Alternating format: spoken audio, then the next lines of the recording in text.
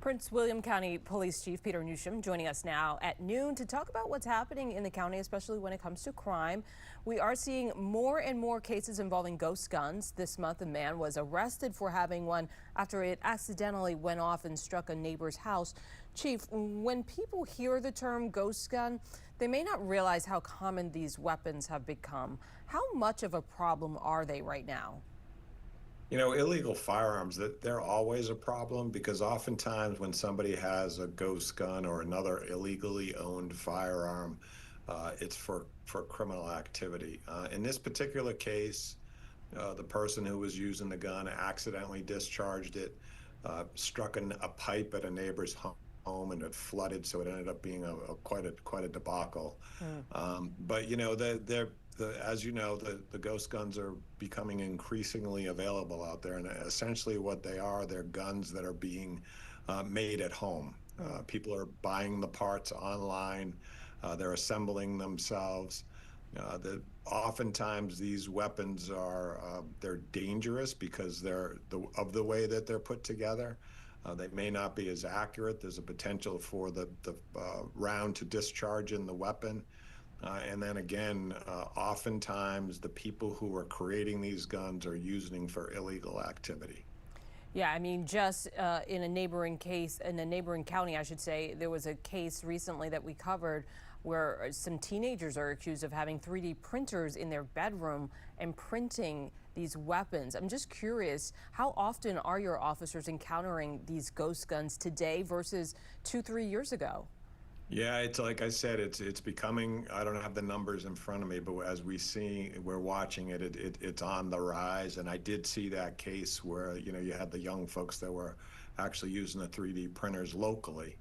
And so, you know, what I would say in a case like that, what's extremely helpful, particularly if you're talking about juveniles, is the adults.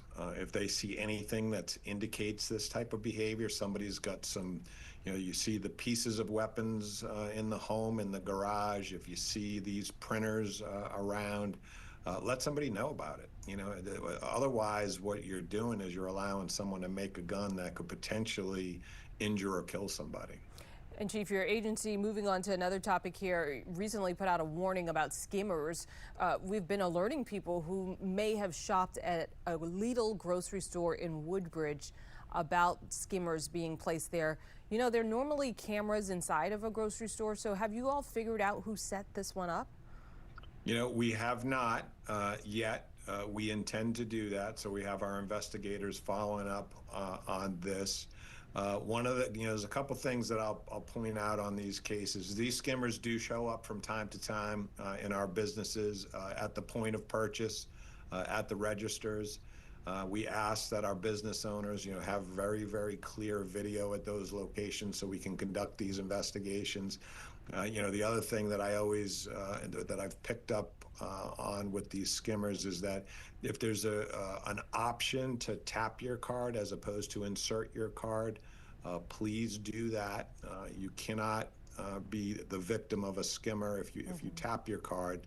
And then the other piece too is if you're inserting your card and it seems different than your normal transaction, let somebody know right away so we can go over, and if you need to call the police. We'll take a look so we can remove these skimmers and get to the bottom of who's responsible for putting them out there. It's really kind of unfortunate we got to talk about these things, but that's the reality of the world we live in. Right, absolutely. And how quickly can a scammer install one of these things? You would think someone would notice that someone's, you know, lingering around a payment center a little too long.